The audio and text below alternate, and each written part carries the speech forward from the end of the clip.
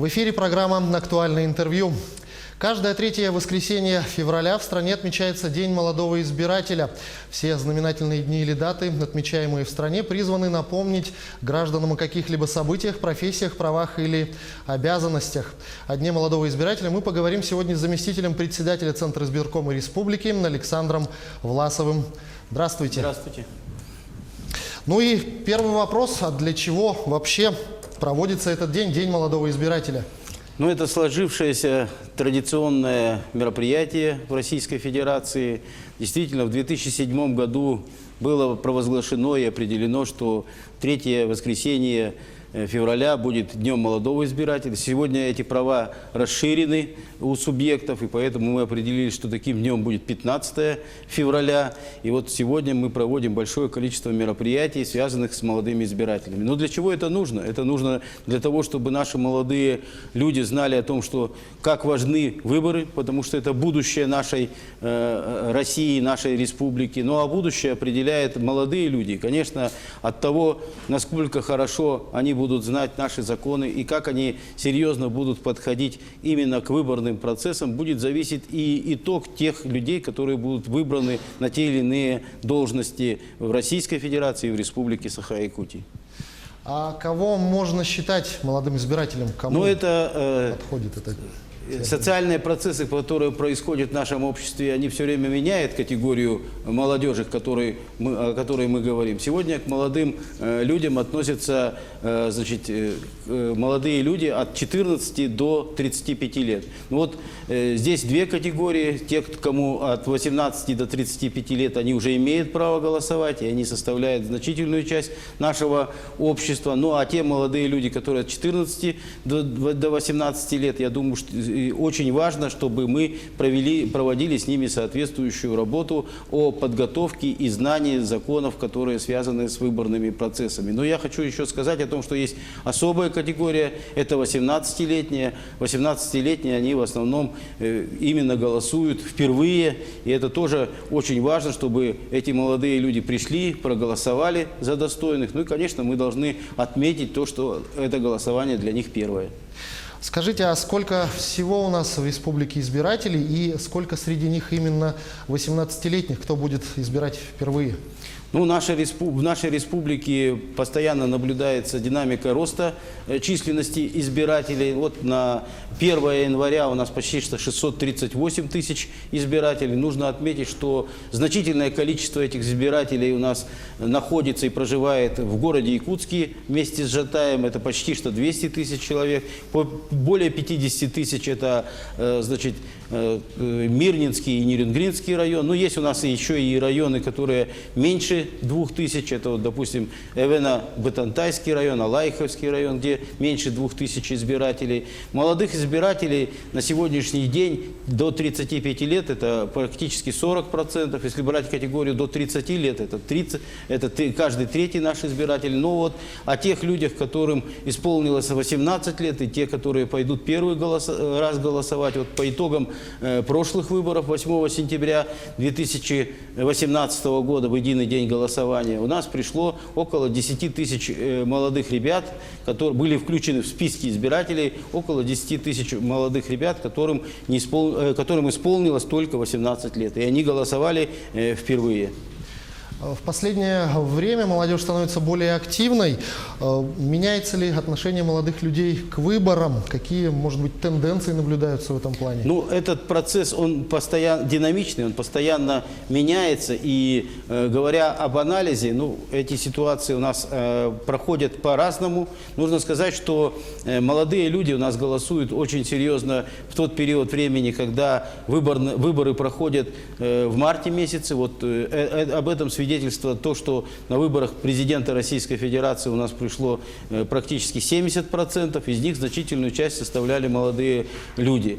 Менее интересны у нас сентябрьские выборы, хотя здесь опять же нужно выделить несколько категорий молодых людей. Ну, в первую очередь, если судить по тем избирательным округам, где компактно проживают те или иные социальные слои, вот студенческие округа – это большая высокая активность в сентябре месяце. Но если мы посмотрим уже, даже даже сельскую местность, я уж не говорю про промышленность, где тоже большое количество молодежи, активность молодежи довольно низкая. Ну вот есть большая активность тех, которые идут голосовать в первый раз, потому что, ну, в принципе, интересно прийти проголосовать. Потом мы для них организуем специальные, ну, значит, сувениры при этом голосовании, небольшие. И, значит, студенты тоже очень активно приходят и голосуют. А вот работающая молодежь, рабочая молодежь, сельская молодежь, она менее активно приходит голосовать. Особенно работающая молодежь. Вот 30-40% приходит проголосовать, значит, в единый день голосования. Поэтому вот сегодняшний наш день и вся наша работа, агитация, которую мы занимаемся для наших молодых людей, это призыв к тому, чтобы они пришли в единый день голосования, ну и в иной любой день, и проголосовали за достойных кандидатов. Ну а вот кроме агитации, какие-то еще меры стимулирования вот этой выборной активности, особенно для молодежи, со стороны Центра избиркома принимаются? Или... Ну, так уж устроено наше общество, что значит, любое материальное стимулирование – это подкуп избирателей, даже с нашей стороны это будет неправильно понято. А вот агитационная, пропагандистская работа, разъяснительная работа – это те формы, значит, стимулирования, которые есть. Но есть небольшие формы морального стимулирования. Я назвал о тех ребятах, которые первый раз голосуют. Значит, им вот эти, ну, их даже сувенирами не назовешь. Ну, небольшие такие сообщения о том, что они голосуют впервые, мы каким-то образом стараемся передавать. А вот, значит, вопросы, те, что связаны с пропагандой того, что вы должны прийти и что за этим следует, это очень серьезно и важно для наших молодых людей понять. И вот сегодня, в этот день, когда мы говорим о молодом избирателе, безусловно, нужно определиться с будущим нашего общества, потому что именно молодые люди определяют будущее развитие общества. И, конечно, я понимаю, что их важная ответственность, значит, есть права, а есть еще и ответственность, это прийти и проголосовать. Ну, еще одна из форм, они могут и сами принять участие в голосовании, быть выдвинутыми, зарегистрированными, баллотироваться. Ну, и есть иные формы участия активного в проведении выборной кампании. А что касается участия молодежи непосредственно в избирательных комиссиях, как там обстоят дела? Есть ли вообще желание работать в избирательных комиссиях? Ну, нужно сказать, что избирательные комиссии участковые, они были сформированы в прошлом году, практически перед самыми выборами, которые проходили в единый день голосования в Республике Саха-Якутии. Молодежь до 30 лет там составляет 12%. Ну а если вот посмотреть категорию до 35 лет, то это больше 30%. Вот, значит, все-таки у нас с одной стороны это ребята опытные, но с другой стороны они молодые. Безусловно, эти люди нам нужны. И вот сегодня у нас постоянное движение резерва в избирательных комиссиях. И мы очень внимательно смотрим, чтобы в избирательных комиссиях значительное большинство составляли люди моложе 35 лет. Но преемственность, она необходима, и вот тот баланс, который сложился, он тоже важен, потому что, ну, если человеку 40 или 42 года, он уже раза 4 или 5 был членом участковой избирательной комиссии, ну, наверное, нам лучше его ставить, а подготовить молодого человека в резерве для того, чтобы он заменил этого члена участковой избирательной комиссии. Ну а что касается самого праздника, на День молодого избирателя, какие вы запланировали мероприятия провести? Даже те мероприятия, что мы через средства массовой информации, я уже сегодня второй раз на НВК Саха появляюсь, значит, и на Якутии 24. То же самое проходит и мои товарищи. Мы не только, значит, вот в городе Якутске, но во всех районах нашей республики, особенно в крупных городах республики, сегодня активно проходят встречи, значит, классные часы, встречи со студентами. Ну, я тоже сегодня со студентами встречался уже с утра. Ну и, конечно, вот такие формы интересные, как ток-шоу, значит, различные игры, которые проходятся для молодых людей, ну, для школьников особенно. Это тоже очень интересно, значит, для того, чтобы, ну, значит, поднять активность в выборной процессе. Но я вот хочу назвать некоторые районы нашей республики, где сегодня, по сути, в каждом населенном пункте проходят те или иные мероприятия. Это в первую очередь наши крупные города, это город Якутск. Нужно назвать также, значит, Неренгринский, Мирнинский, Алданский, Ленский район, где практически во всех населенных пунктах сегодня проходят, значит, беседы, встречи, викторины, различные круглые столы, связанные с этими молодыми молодыми людьми. Я надеюсь, что и в других наших районах сегодня активно, значит, проходят эти мероприятия. Я думаю, что и иные формы, выездные формы мы также будем посвящать тому, чтобы проводить работу по пропаганде и участию наших молодых людей в выборных кампаниях. Ну, выборы – это довольно-таки устоявшийся институт, но, тем не менее, в последнее время мы видим очень много изменений, новшеств в выборном законодательстве. Какие основные моменты могли бы вы отметить?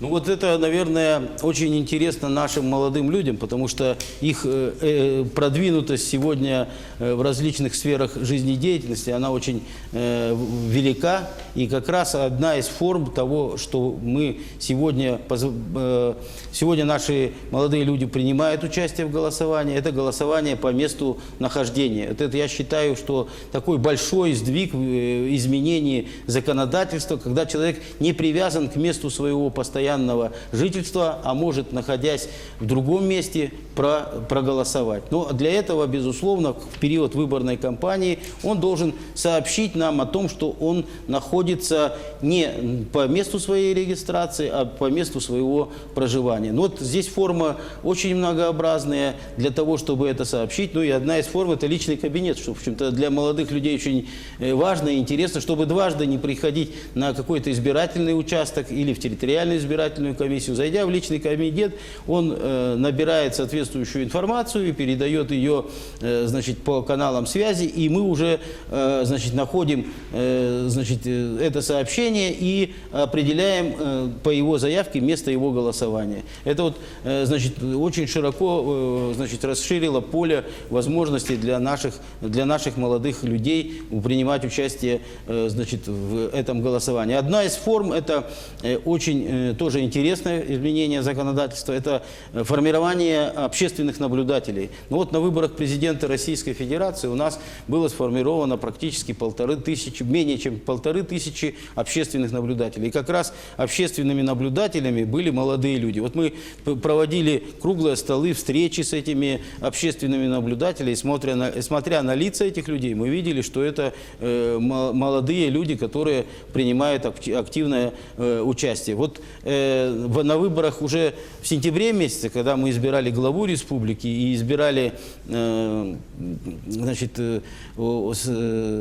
представительный орган власти, государственное собрание, эти молодые люди также активно участвовали. И вот они смогли голосовать по месту своего нахождения. Ну а в завершении беседы, какие пожелания могли бы вы сказать нашим зрителям, особенно молодым избирателям? Ну, мне бы хотелось обратиться к молодым избирателям, потому что от них зависит наше будущее, развитие нашего общества. И одна из форм участия в государственном управлении, муниципальном управлении – это принятие участия в выборах. Вторая форма, по сути своей, с 18 лет они могут участвовать и как кандидаты на различные должности, и с 21 и в государственные органы власти. У нас непрерывно идет процесс выборов, и сегодня у нас, значит, в ближайшее время состоится несколько выборных кампаний, в том числе и на уровне различных наших муниципалитетов. Мне хотелось бы всем пожелать больших успехов, а молодежи участвовать в выборных кампаниях. Спасибо, что нашли время ответить на наши вопросы. Ну а я напоминаю, что в студии был гость, заместитель председателя Центра избиркома Республики Александр Власов. Это было актуальное интервью.